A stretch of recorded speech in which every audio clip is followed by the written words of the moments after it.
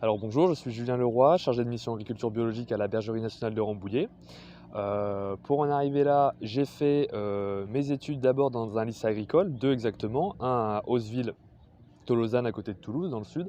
Après j'ai déménagé, j'ai continué, fait ma terminale au lycée Le Fresne à Angers.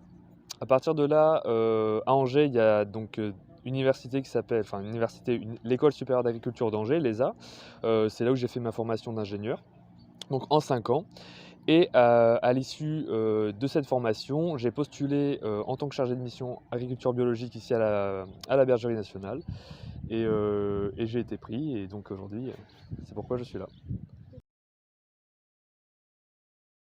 Alors les projets, donc les différents projets sur lesquels je travaille. Déjà, ma première mission, la Bergerie nationale est un établissement national d'appui, c'est-à-dire que la première mission, c'est d'accompagner les établissements agricoles, publics, euh, dans les différentes missions et les différents projets qu'ils ont. En l'occurrence, moi, c'est l'agriculture biologique, c'est-à-dire que par rapport à ça, lorsque les établissements ont des projets de conversion de leur exploitation, par exemple, c'est moi qui travaille dessus pour leur proposer, voilà, des ressources, éventuellement des formations également, car qui dit conversion dit tout un tas de compétences qu'il faut avoir, aussi bien pour les formateurs et les enseignants de l'établissement que, bien évidemment, pour le directeur d'exploitation, qui n'est pas forcément, on va dire, familiarisé avec ces pratiques.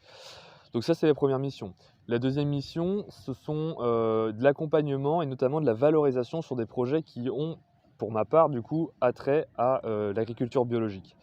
Ça peut être des projets du style en partenariat avec l'ITAB, par exemple, donc l'Institut technique d'agriculture biologique, je ne sais plus exactement l'ITAB, la définition précise, euh, sur lequel, par exemple, en micro-ferme maraîchère bio, où là, nous allons, comment dire, euh, devoir recenser en fait ce qui a été fait, hein, que ce soit sur le projet, mais même ce qui a été fait autour du projet, hein, recherche de biblio, recherche de partenaires, etc., pour ensuite le centraliser, le proposer en tant que livrable, c'est-à-dire des documents qui pourront être utilisés grâce à ce projet pour de futurs, imaginons, porteurs de projets qui veulent s'installer, pour des conseillers de chambre ou pour toute autre personne susceptible en fait de s'approprier les documents. Alors en gros, lorsque j'étais à l'ESA, moi j'ai fait une spécialité justement dans l'environnement. Parce que bah, ça me tenait à cœur finalement quelque part d'essayer de mettre du changement dans nos pratiques, dans nos modes de vie, etc. Sauf que bien évidemment, à mon échelle, c'est relativement compliqué tout seul.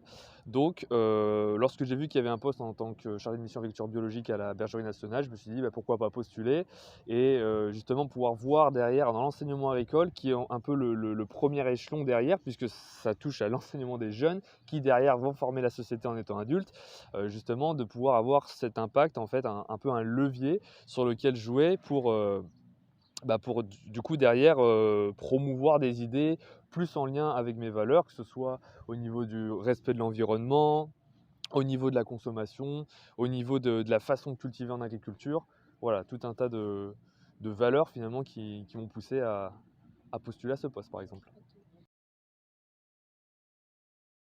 Selon moi, pour mobiliser et motiver, il faut sortir de la classe, il faut sortir de l'école, il faut aller voir ce qui se fait dehors, tout simplement. Il faut aller voir ce que font les professionnels, que ce soit des professionnels en conventionnel pour les agriculteurs, voir pourquoi en fait ils font ça, et bien évidemment pour les autres, voir également pourquoi avant ils étaient dans un tel système, ils ont changé de système, ou enfin comprendre finalement. Voilà, c'est le terme, ça va être comprendre. Ce n'est pas juste apprendre, on va dire bêtement, des choses qu'on nous dit à l'école, mais derrière ça va être de comprendre pourquoi on nous dit ces choses-là, et éventuellement derrière, si ce n'est pas en accord avec ce que nous on pense ou ce que nous on a comme valeur personnelle, essayer de voir comment on peut soit améliorer les choses, euh, soit améliorer les choses, soit faire en sorte que les autres aussi comprennent son point de vue et les pousser petit à petit au changement. Voilà, le changement, c'est pas quelque chose qui se fait en un claquement de doigts, quelque chose qui prend du temps, ça met du temps.